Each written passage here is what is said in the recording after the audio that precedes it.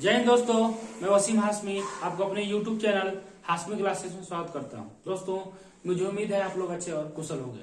एक बार मैं फिर से बिहार बोर्ड के 10वीं कक्षा के साइंस के ऑब्जेक्टिव प्रश्नों को लेकर के आया हूं, जो आपके आगामी परीक्षा 2022 के लिए बहुत ही महत्वपूर्ण है। तो दोस्तों, आप लोग मेरे साथ इस वीडियो को देखिए और क्या बोलते हैं कि इसमें आपको बहुत ही मजा आने वाला है। क्वेश्चन बहुत अच्छे अच्छे रखे हैं मैंने और बहुत सर्च करके मैंने क्वेश्चन को कलेक्ट किया है, तो इसलिए आप लोग से गुजारिश है इस वीडियो को ज्यादा से ज्यादा शेयर करें ताकि ज्यादा लोगों तक पहुंच पाए। ठीक है, तो चलिए हम लोग क्वेश्चन की तरफ चलते हैं। क्वेश्चन आज का बहुत ही मजेदार है, ठीक ना, और इसमें मजा भी आएगा। क्वेश्चन है आपका कि एक प्रकाश किरण एक समतल दर्पण पर लंबवत आपतित होती है तो परावर्तन कोण का मान क्या होगा? परावर्तन कोण का मान क्या होगा? तो ऑप्शंस आपके सामने बहुत सारे हैं, आप ऑप्शन को देख लीजिए। 0 डिग्री, 45 डिग्री, 90 डिग्री और 135 डिग्री। 135 डिग्री, ठीक ना। तो आप लोग जल्दी से बताइए, थोड़ा सा हम वेट करेंगे, इसके बाद हम बता देंगे। ठीक है, तो इसका सही जवाब होगा option number A, 0 degree. Option number A कौन सा? 0 डिग्री लिखा है। गोलीय दर्पण की फोकस दूरी, पहला क्वेश्चन है कि एक गोलीय दर्पण की फोकस दूरी कितनी है? 5 सेंटीमीटर है, तो उसकी वक्रता त्रिज्या क्या होगी? उसकी वक्रता त्रिज्या क्या होगी? तो इसकी वक्रता त्रिज्या निकालना है आपको। तो आप जानते हैं ना, फोकस दूरी की वक्रता त्रिज्या क्या होती है? 2 गुनी होती है। क्या होती है? 2 गुनी। मतलब ये है कि अगर फोकस दूरी एफ है 12.5 सेंटीमीटर, तो आर निकालेंगे जब, तो इसके 2 का गुणा कर देंगे। इसमें क्या करेंगे? 2 का गुणा, तो हो जाएगा 25 सेंटीमीटर। कौन सा? 25। तो जो 25.0 दिया है वही होगा, ठीक ना। तो कह सकते हैं कि ऑप्शन नंबर कौन सा? सी। Option number C. चलिए अगले क्वेश्चन की तरफ चलते हैं। इसको जरा हम मिटा देते हैं। क्वेश्चन नंबर तीसरा है आपका, 2 समानांतर समतल दर्पणों के बीच रखी गई वस्तु के सिद्धांततः कितने प्रतिबिंब बन सकते हैं? कितने प्रतिबिंब बन सकते हैं?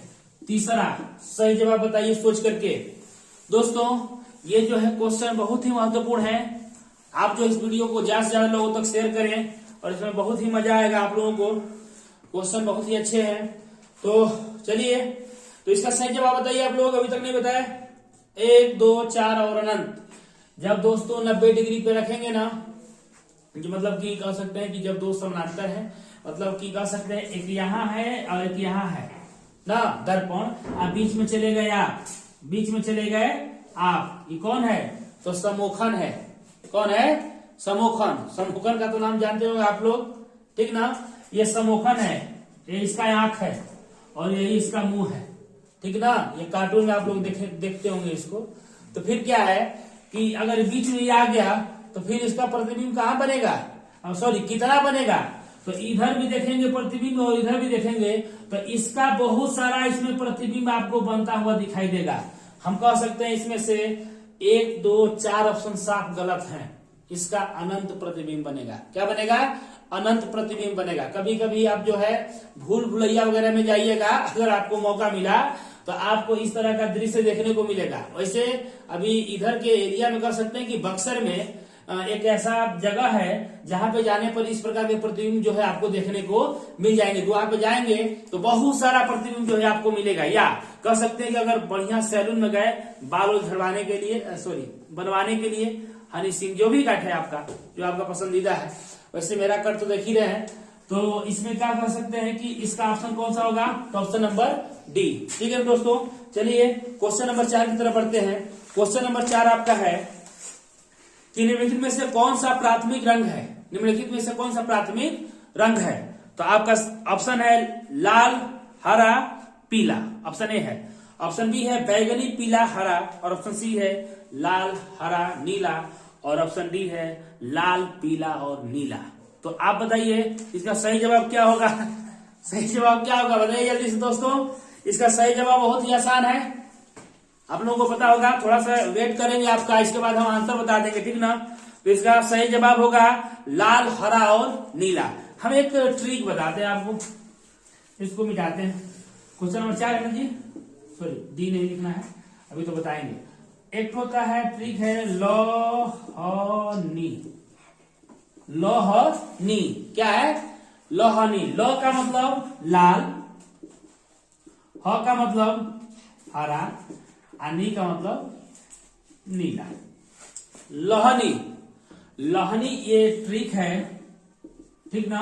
आप इसका इस्तेमाल करिए और याद रखिएगा, लोहनी लाल, हरा और नीला।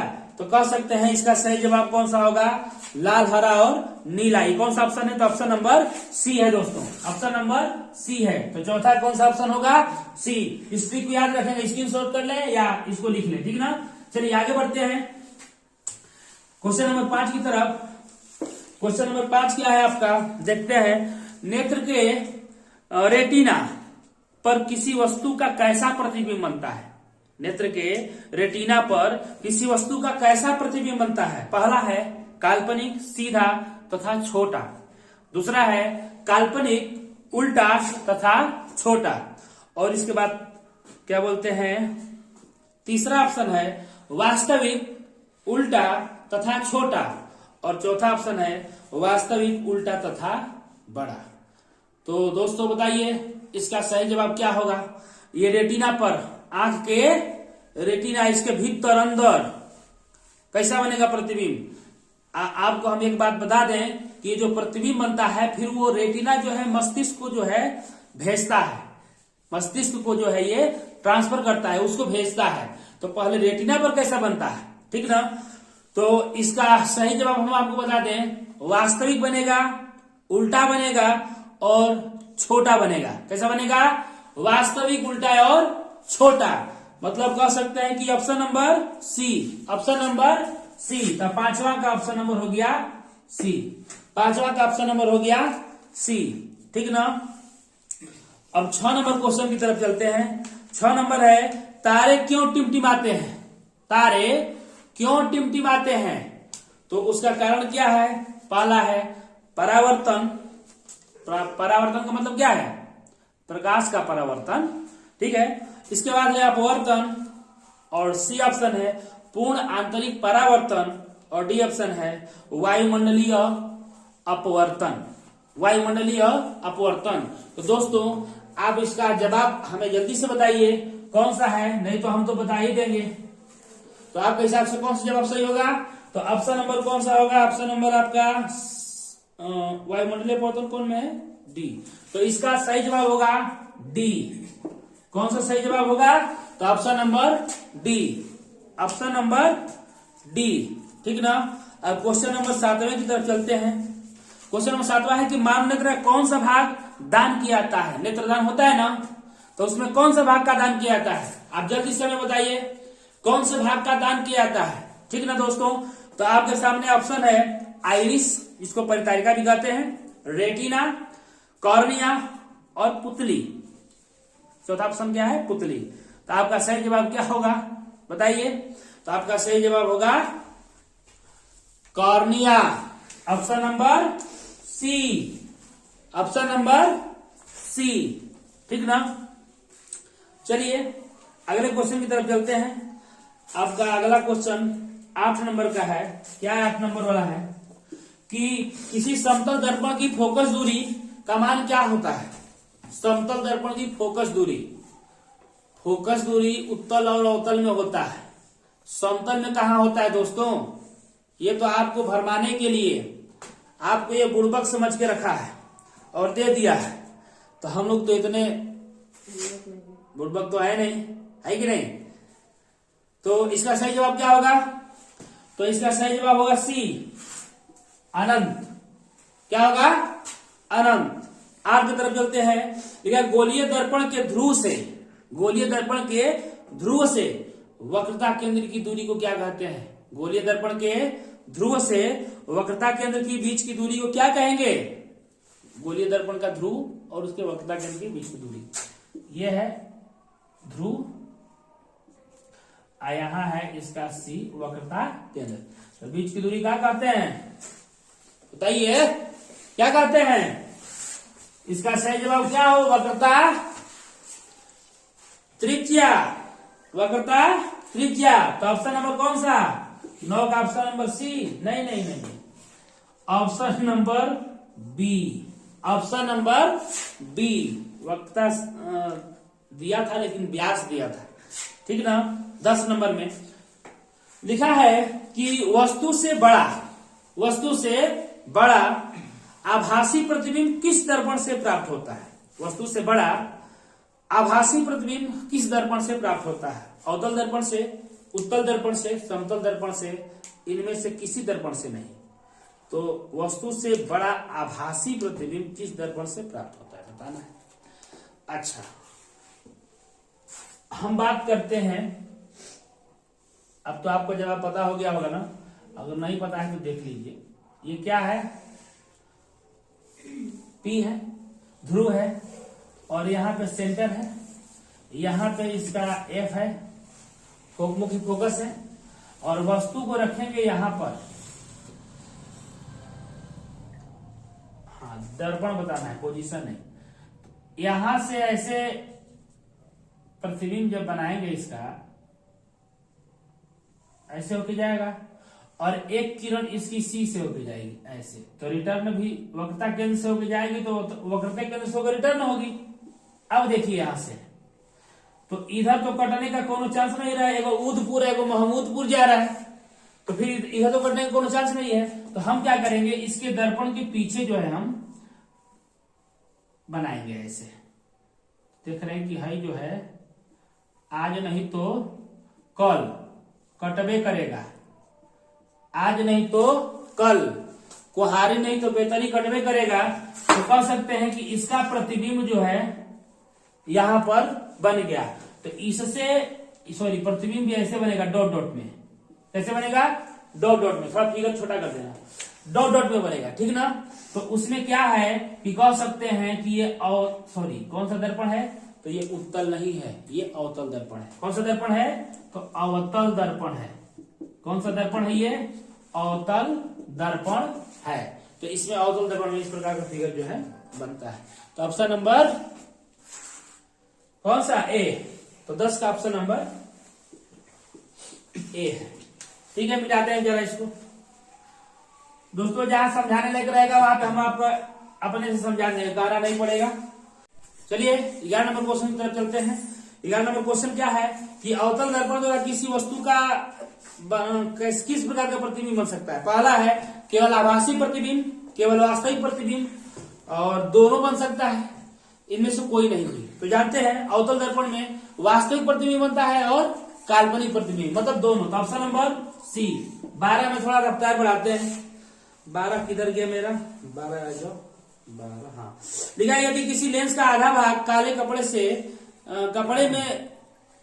कपड़े में दिया जाए तो लेंस द्वारा बने प्रतिबिंब पर क्या प्रभाव पड़ेगा? यदि लेंस का आधा भाग काले कपड़े में मतलब दिया जाए तो उसका लेंस द्वारा बने प्रतिबिंब पर क्या प्रभाव पड़ेगा? ढकने के बाद थोड़ा हो रहा है, तो उसकी क्या होगी? कोई प्रभाव नहीं पड़ेगा। ऑप्शन ए है। प्रतिबिंब पहले से नाप में आधा बनेगा? नहीं। प्रतिबिंब लुप्त हो जाएगा? ऐसा नहीं है। प्रतिबिंब की तीव्रता कम हो जाएगी, उसकी जो है तीव्रता क्या हो जाएगी? कम हो जाएगी। तो ऑप्शन नंबर डी ही इसका सही जवाब होगा। उसकी तीव्रता क्या होगी? कम होगी। 13 नंबर कहां गया? लिखा है कि उत्तल लेंस से, दर्पण ये लेंस है, आवर्धित वास्तविक प्रतिबिंब बनेगा। आवर्धित वास्तविक प्रतिबिंब बनेगा जब वस्तु रखी जाएगी कहां? उत्तल लेंस से। तो कह सकते हैं कि ऑप्शन ए है फोकस दूरी और दुगनी फोकस दूरी के बीच। ऑप्शन बी है फोकस के अंदर, फोकस के अंदर।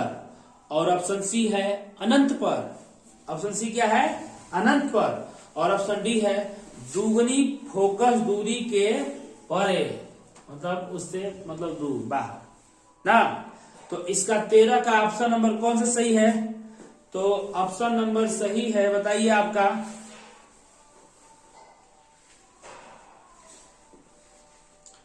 आवर्धित वास्तविक प्रतिबिंब बनाना है, काल्पनिक नहीं। काल्पनिक बनेगा तो उसका सिचुएशन अलग है, ठीक ना। तो इसका ऑप्शन कौन सा सही हो जाएगा? Option number A. हमारे बहुत सारे विद्यार्थी हमारे होंगे फोकस के अंदर, फोकस के अंदर, तो वहां पे तो आवर्धित बनता है, परंतु वो प्रतिबिंब काल्पनिक बन जाता है। किस प्रकार का? काल्पनिक। लेकिन यहाँ वास्तविक प्रतिबिंब का जिक्र किया है, इसलिए ध्यान दीजिए, हम भी फंसने वाले थे, लेकिन हम देखें तो वास्तविक प्रतिबिंब है। ठीक है, इसके बाद 14 नंबर में देखते हैं। 14 नंबर क्या है कि किस प्रिज्म की अपवर्तक सतह से होकर प्रवेश करती हुई जब प्रकाश की किरण बाहर निकलती है तब क्या होती है? किरण प्रिज्म के शीर्ष की ओर मुड़ जाती है, किरण के आधार की ओर मुड़ जाती है, किरण सीधी निकल जाती है। किरण के मुड़ने का कोई नियम नहीं है। बताओ तो, कह रहा है कि कोई नियम नहीं है। ये कौन सा ऑप्शन है भाई? चलो कोई बात नहीं, तुम अपने से सोच समझ के जल्दी से आंसर इसका बताओ।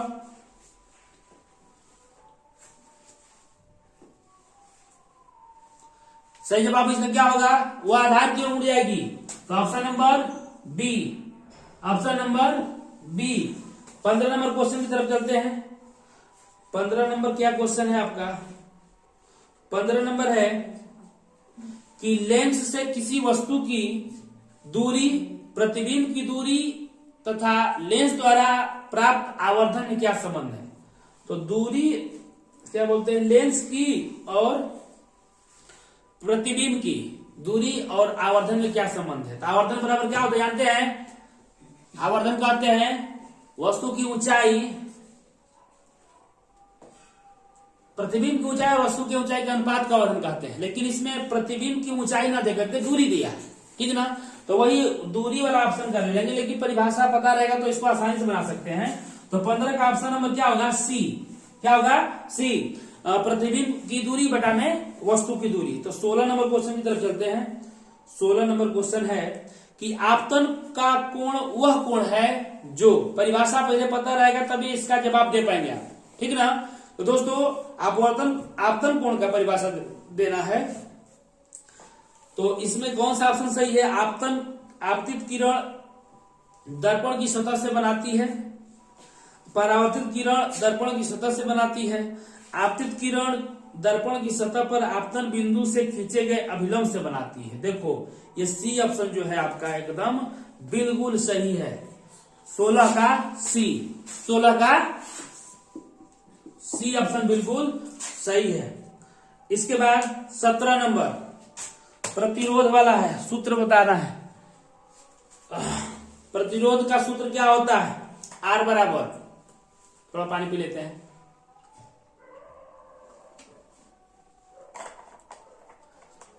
गला सूख गया। आर बराबर क्या होता है जानते हैं ना? भी बराबर आई आर, तो आर बराबर भी बटा में आई। भी बटा में आई खोजिए कहाँ है? Option number C. तो 17 का option number C, option number C, ठीक ना। आगे बढ़ते हैं। 18 नंबर क्वेश्चन क्या है? किलोवाट घंटा मात्रक किसका? किलोवाट घंटा किसका मात्रक है? विद्युत धारा का, समय का, विद्युत ऊर्जा का, विद्युत शक्ति का, विद्युत शक्ति का। तो कौन सा ऑप्शन सही है जल्दी से बताइए। तो option number C, option number C, विद्युत ऊर्जा का, विद्युत ऊर्जा का। 19 नंबर देखिए, 19 नंबर क्या है?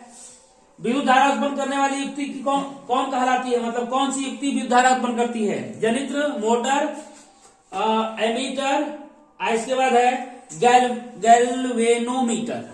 तो ऑप्शन इसका कौन सही है? ए कि बी कि सी कि डी? जल्दी से बताइए हमें। तो इसका सही जवाब है ऑप्शन नंबर ए।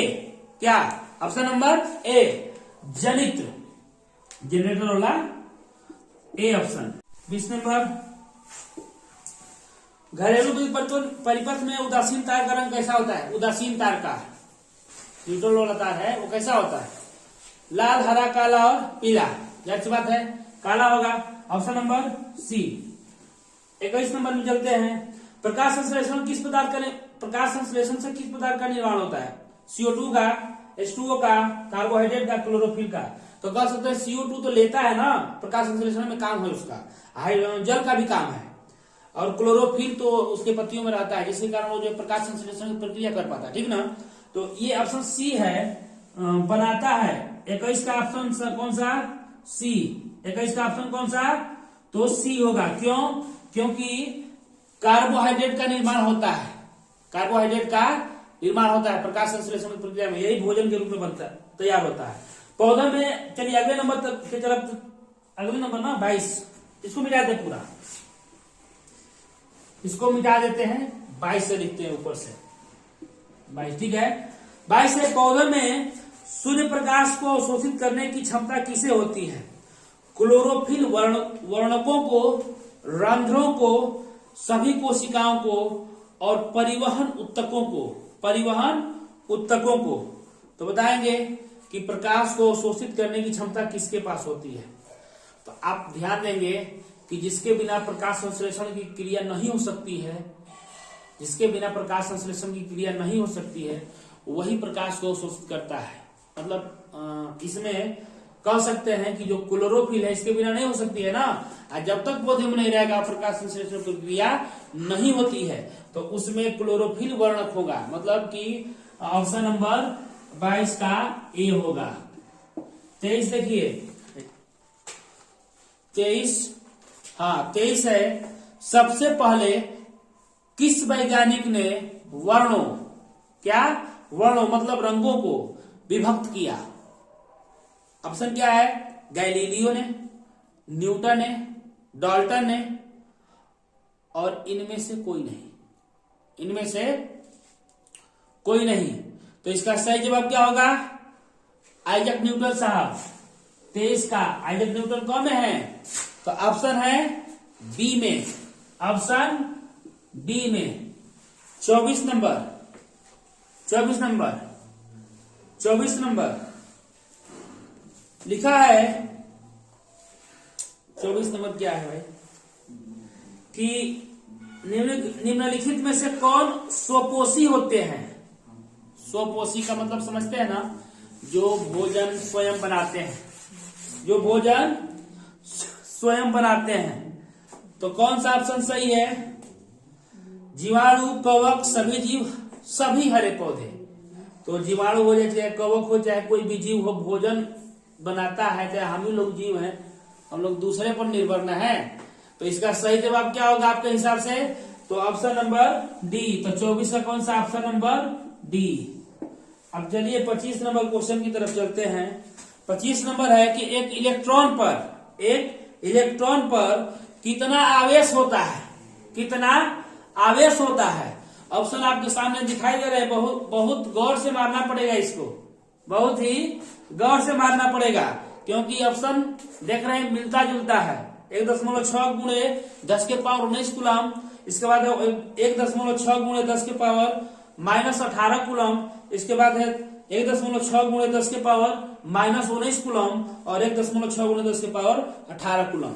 तो इसका सही जवाब क्या होगा? सी, -19 कूलम बोला। कौन सा? 19 कूलम बोला ना। 26 किधर गया भाई? 26, हाँ। प्रकाश संश्लेषण प्रक्रिया का मुख्य उत्पाद क्या है? प्रकाश संश्लेषण में क्या बनता है? उत्पाद का मतलब क्या बनता है? ठीक है, तो ग्लूकोज बनता है, ऑक्सीजन, जल, कार्बन डाइऑक्साइड। सेम क्वेश्चन था, उसमें लिखा हुआ था उसका सूत्र के रूप में, लेकिन कह सकते हैं ये ऐसे लिखा है ग्लूकोज, कार्बोहाइड्रेट वाला। तो इसका सही जवाब क्या हो जाएगा? ए। 27 नंबर की तरफ चलते हैं। अमीबा का मुख्य भोजन क्या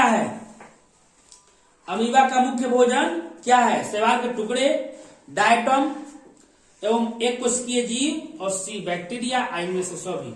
आप देखेंगे कि इस बोर्ड के हिसाब में इनमें से सभी ऑप्शन ज्यादातर सही होता है, इसलिए ये ऑप्शन भी सही है। इनमें से सभी, कौन सा?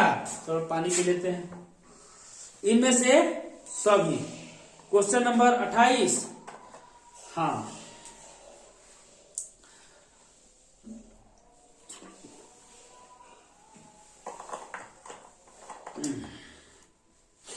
लिखा है कि एक सामान्य व्यक्ति में हृदय धड़कन की गति क्या होती है? हृदय स्पंदन रेट क्या है, दर क्या है?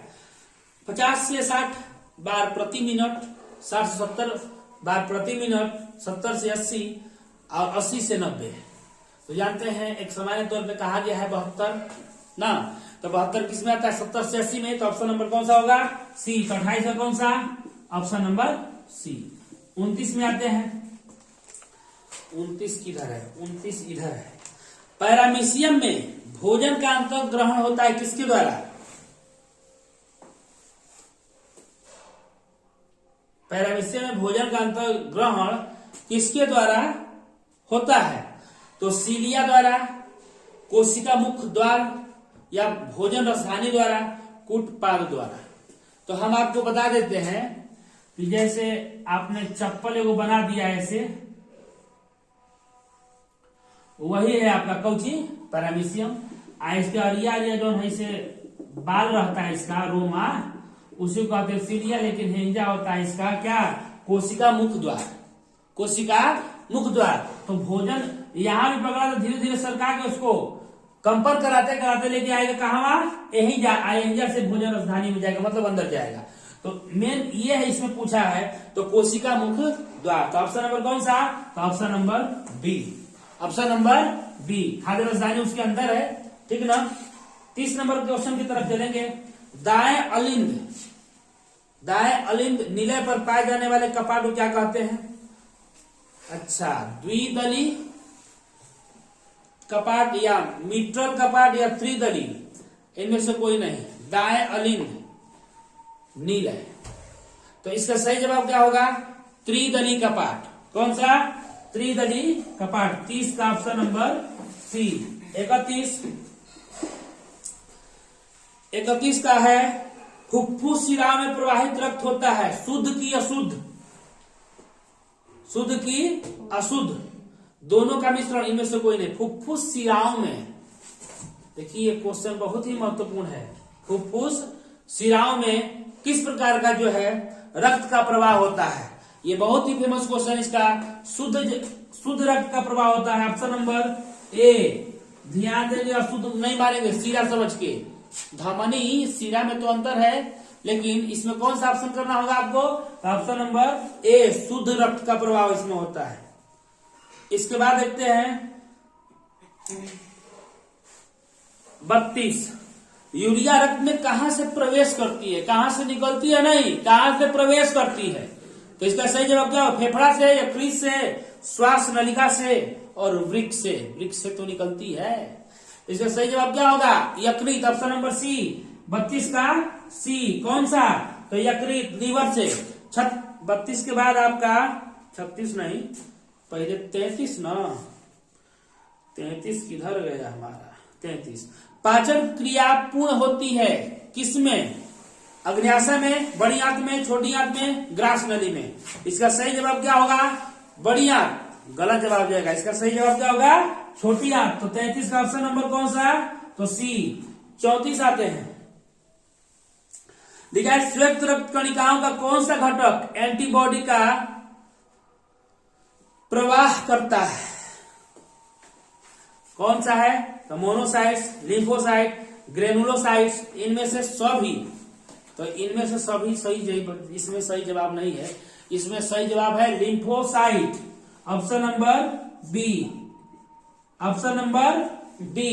35 लिखा है कि वृक्क बाहर से संयोजी उत्तक तथा अरेखित पेशियों से बना जिस रचना से घिरा होता है वो क्या कहलाता है? तो वो कहलाता है बोमैन संपुट कहता है ना, कैप्सूल, तो वही वाला है। तो ऑप्शन कौन सा हो जाएगा? पहला ही ऑप्शन सही हो जाएगा। इसमें ज्यादा इधर उधर नहीं जाना है, कार्टेक्स वगैरह मेडुला नहीं जाना है। 35 का ऑप्शन कौन सा? यही सही होगा। 36 पे आते हैं। 36 है ऑप्शन आपका कि छोटी आंत एवं बड़ी आंत के जोड़ पर पाई जाने वाली एक छोटी नली नूपा लिखा है, नली के आकार का रचना को क्या कहते हैं? सीकम कहते हैं, रेक्टम कहते हैं, कोलन कहते हैं, अपेंडिक्स कहते हैं। तो इसका सही जवाब क्या होगा दोस्तों? ये बहुत ही फेमस क्वेश्चन है, सोच समझ कर इसमें समय लेंगे, इस पे समय लेंगे हम, इसे हम मिटा देते हैं। 36 तक जल्दी से बताइए जवाब क्या होगा, और इस वीडियो को ज्यादा से ज्यादा शेयर कीजिए। 36 का सही जवाब क्या होगा? 36 का सही जवाब आप बता देते हैं, हम आप नहीं बता पाए। उसका सही जवाब क्या होगा? सीकम। क्या होगा? सीकम। सीकम जैसे उसके ऊपर आना उभारी अंगुली जैसी रचना होती है, जो उसका बाहरी सिरा क्या होता है, ऊपर वाला सिरा बंद रहता है, उसी को अपेंडिक्स कहते हैं। अपेंडिक्स का शरीर में कोई रोल नहीं है, कोई काम नहीं है, वह एक अवशोषी अंग है, अवशेषी अंग है, ठीक ना। तो कह सकते हैं कि इसका सही जवाब होगा ए। 37 पे आते हैं। 37 देखिए क्या है, रक्त का तरल भाग प्लाज्मा आयतन के हिसाब से पूरे रक्त का करीब कितना प्रतिशत होता है। रुधिर कणिकाएं होती हैं, प्लाज्मा होता है, ठीक ना, यही दो भाग होता है। तो प्लाज्मा कितना हिस्सा होता है पूरे आयतन का, तो इसका सही जवाब क्या होगा, तो इसका सही जवाब होगा 55, ऑप्शन नंबर सी, 55%। अगर रुधिर कणिकाओं की बात की जाती तो उसका सही जवाब कितना होता, 45%, ठीक ना। अब इसके बाद 37 हो गया ना। अब 38 नंबर पे चलते हैं। पौधों में पाए जाने वाला गाढ़ा दूधिया उत्सर्जित तरल पदार्थ को क्या कहते हैं, लैटेक्स की रेजिन की गोंद की टैनिन। तो इसका सही जवाब क्या होगा 38 का, जल्दी से बताइए, हम लिख रहे हैं, जल्दी से बताइए आप। तो ऑप्शन नंबर होगा ए। ऑप्शन नंबर क्या होगा, ए होगा, लैटेक्स होगा। आगे बढ़ते हैं 39। एक स्वस्थ व्यक्ति का सामान्य स्थिति में सिस्टोलिक और डायस्टोलिक, सिस्टोलिक मतलब ऊपर वाला, डायस्टोलिक मतलब नीचे वाला, रक्तचाप का मान क्या होता है, 120/80, 150/90, 100/80 और 210/110। तो इसका सही जवाब क्या होगा, 120/80। तो ऑप्शन कौन सा, ए। 40 में आते हैं। 40 नंबर क्या है, ग्लूकोज कितने कार्बन से बना अणु होता है। तो ग्लूकोज का सूत्र होता है C6H12O6। तो कार्बन वाला क गो है, तो 6 गो, तब 7 गो मारोगे तुम, बताओ तुम लोग 7 मारोगे जी, कभी नहीं हो सकता है। तो ऑप्शन नंबर कौन सा होगा, ऑप्शन नंबर बी, 6 गो, ठीक ना। आगे चलो 41 नंबर लिखा है कि निम्नलिखित में से कौन सी जो है द्विविस्थापन अभिक्रिया है। द्विविस्थापन, एकल विस्थापन नहीं, द्विविस्थापन। AgNO3 और NaCl को देखिए, और AgCl इसमें से Na उसमें से निकल के ये दोनों ट्रांसफर हो रहा है, तो इसलिए द्विविस्थापन है, बाकी सब तो नहीं है। हम तो कह सकते हैं कि आपको जो कौन सा ऑप्शन करना चाहिए, ऑप्शन नंबर सी, जो बिल्कुल एकदम सही है। चलिए 42 नंबर क्वेश्चन की तरफ चलते हैं। 42 नंबर क्वेश्चन है कि शाक सब्जियों को विघटित होकर कंपोस्ट बनना किस अभिक्रिया का उदाहरण है, उष्मा शोषी का, उष्मा छेपी का। तो उसका सही जवाब होगा उष्मा छेपी, उष्मा छेपी। तो 42 का ऑप्शन नंबर बी, 42 का ऑप्शन नंबर बी इसका सही जवाब होगा।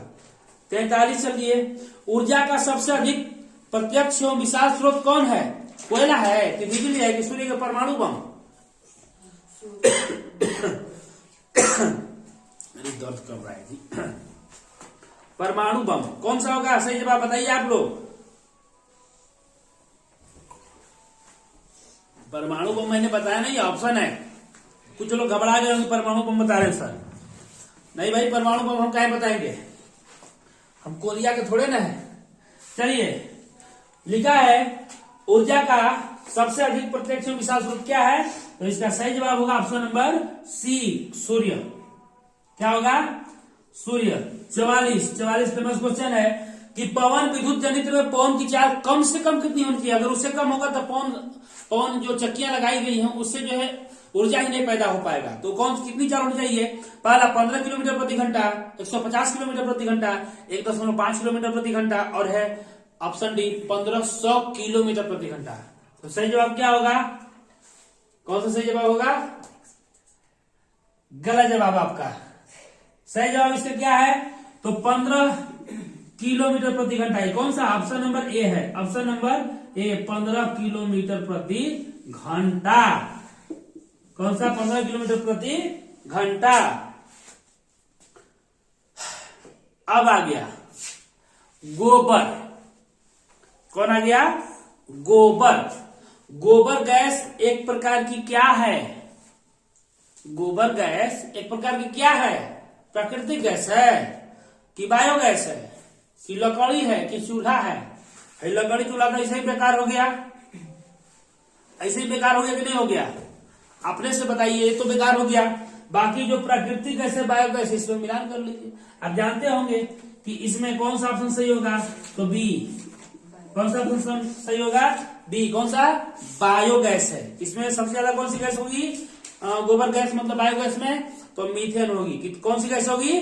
मीथेन। देखिए केवल उसी क्वेश्चन के बारे में बात हम नहीं करते हैं, उस क्वेश्चन से संबंधित अगर आसपास की जानकारी है वो भी हम आपको पहुंचाते हैं आप तक, ठीक ना। इसलिए इस वीडियो को ज्यादा से ज्यादा शेयर कीजिए, ठीक है। आगे 47 नंबर नहीं 46 नंबर, नरौरा। नरौरा अभी नाभिकीय विद्युत संयंत्र किस राज्य में स्थित है? नरौरा राजस्थान, महाराष्ट्र, उत्तर प्रदेश और गुजरात। मोदी जी वाला गुजरात कहाँ का है? कहाँ में है? तो 46 का सही जवाब क्या होगा? सी, उत्तर प्रदेश। उत्तर प्रदेश ना। चलिए 47 पे आइए। लिखा है कि राणा प्रताप सागर नाभिकीय विद्युत संयंत्र किस राज्य में स्थित है? राणा प्रताप सागर, राणा प्रताप सागर। तो इसका सही जवाब क्या होगा बताइए? गुजरात, तमिलनाडु, महाराष्ट्र और राजस्थान में से सही जवाब है Rajasthan, option number D. 48 number question की तरफ चलते हैं। लिखा है कि निम्नलिखित में से कौन सा पदार्थ ऑक्सीजन से संयोग नहीं करता, अभिक्रिया नहीं करता है ऑक्सीजन से? तांबा है, गोल्ड है, जिंक है और पोटेशियम है। तो सही जवाब क्या होगा इसका?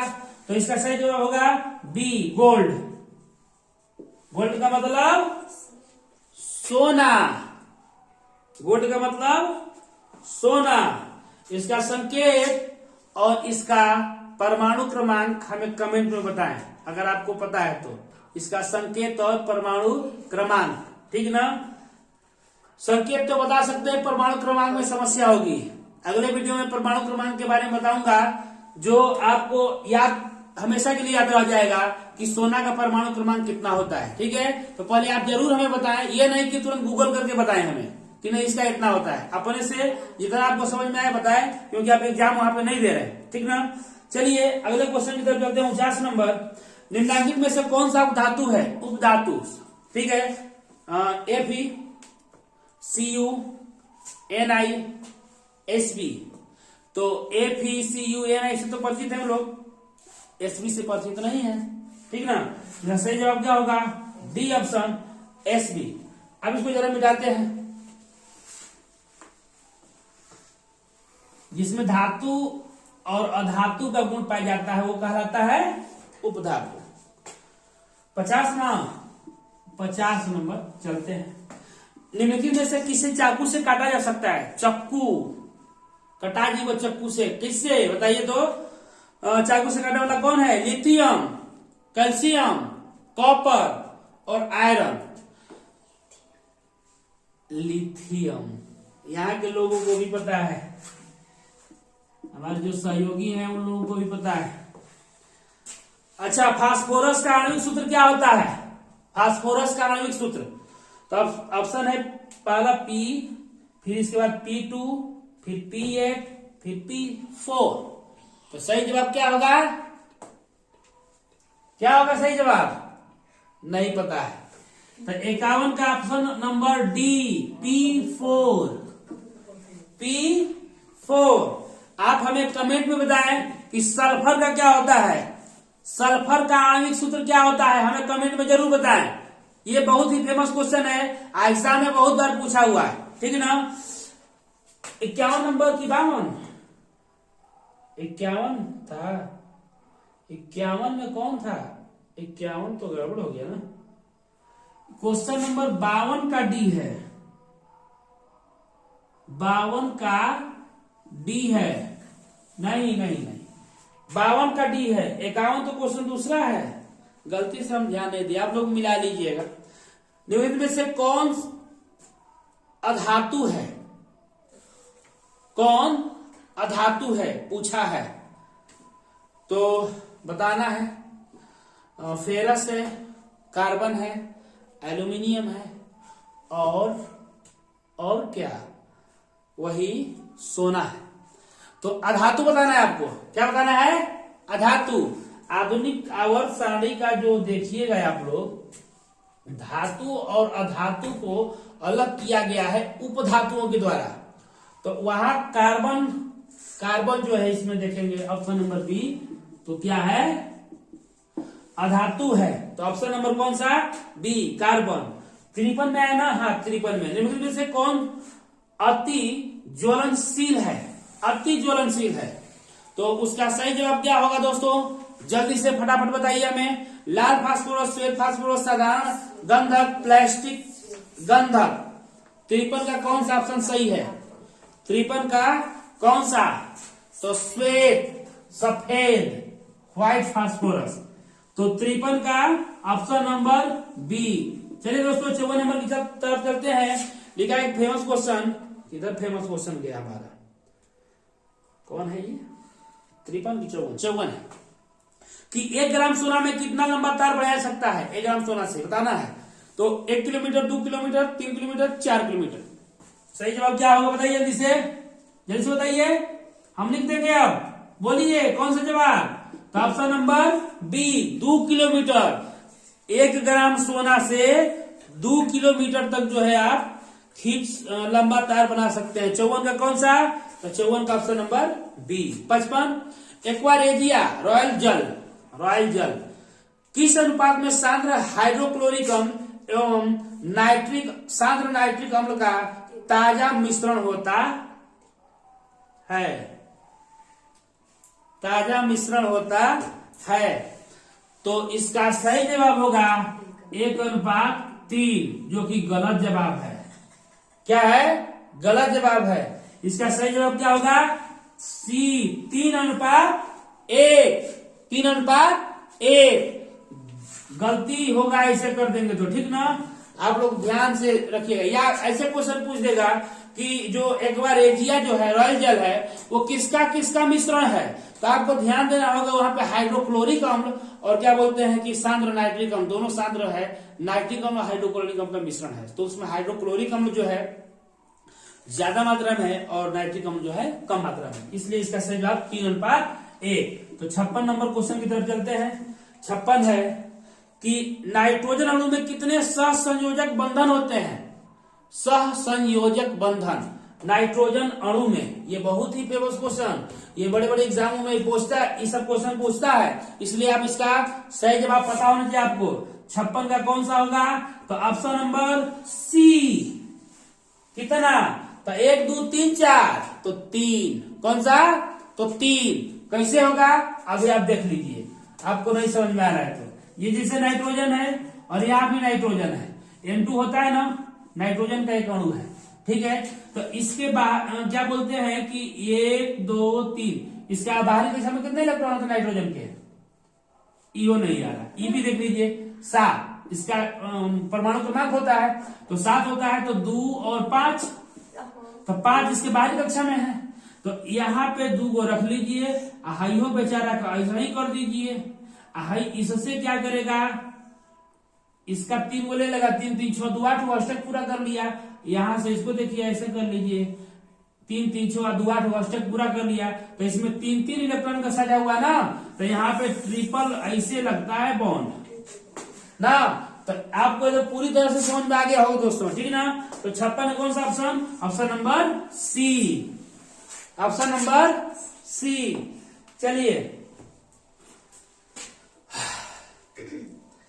अब कौन सा बताए? 57। बताइए कैसा लग रहा है वीडियो आप लोगों को? मजा आ रहा है कि नहीं आ रहा है? इसमें ज्ञान मिल रहा है कि नहीं मिल रहा है? लिखा है सिंगल बॉन्ड COOH अभिक्रिया समूह मूलों को क्या कहते हैं? कीटोन, एल्डिहाइड, अम्ल, ईथर। अम्ल, अम्ल, अम्ल क्या है? क्या कहेंगे दोस्तों? अम्ल, एसिड। क्या कहेंगे? एसिड, अम्ल। ऑप्शन नंबर 3 मतलब सी। कौन सा? सी। बाउंसर हो रहा है आप लोगों को, नहीं पता चल रहा है? बाउंसर का मतलब समझते हैं ना, पार हो जाए पता भी न चले, ठीक ना। तो ऐसा ना हो। अगला है अष्टक नियम का। अष्टक का नियम निम्नलिखित में से किसके द्वारा प्रस्तुत किया गया? अष्टक का नियम निम्नलिखित में से किसके द्वारा प्रस्तुत किया गया? अष्टक नियम, तिर्यक नियम नहीं, ठीक ना। तिर्यक नियम का दूसरा है, अष्टक नियम का दूसरा है, ठीक है। तो लिखा है लोथर मेयर द्वारा, मेंडलीव द्वारा, ड ब्राइनर द्वारा, न्यूलैंड्स द्वारा। तो इसका सही जवाब क्या होगा? Option number D, option number D, ठीक ना। कौन सा? Newlands, Newlands. डोब्रेनर का तिर्यक नियम है, तिर्यक जो है डोब्रेनर का है, ठीक ना। क्या बोलते हैं कि न्यूलैंड्स का अष्टक नियम है, ठीक ना। आप लोग ध्यान रखिएगा। चलिए अब 59 नंबर क्वेश्चन की तरफ चलते हैं। 59 नंबर में क्या लिखा है कि निम्नलिखित में से सबसे अधिक अभिक्रियाशील हाइड्रोजन का नाम। सबसे अधिक कौन सा अभिक्रियाशील हाइड्रोजन ग्रुप का कौन सा सदस्य है? सब इसमें हाइड्रोजन ग्रुप के ही हैं। Fluorine, chlorine, bromine, iodine. Fluorine, chlorine, bromine और आयोडीन। तो सही जवाब क्या होगा? Fluorine, option number A, option number A. आप लोग बताइए, आप लोग बताइए, बहुत ज्यादा पढ़े हैं ना, तो बताइए कि क्या बोलते हैं कि हाइड्रोजन जो ग्रुप है ये आधुनिक आवर्त सारणी के किस वर्ग में है? आधुनिक आवर्त सारणी के किस वर्ग में है?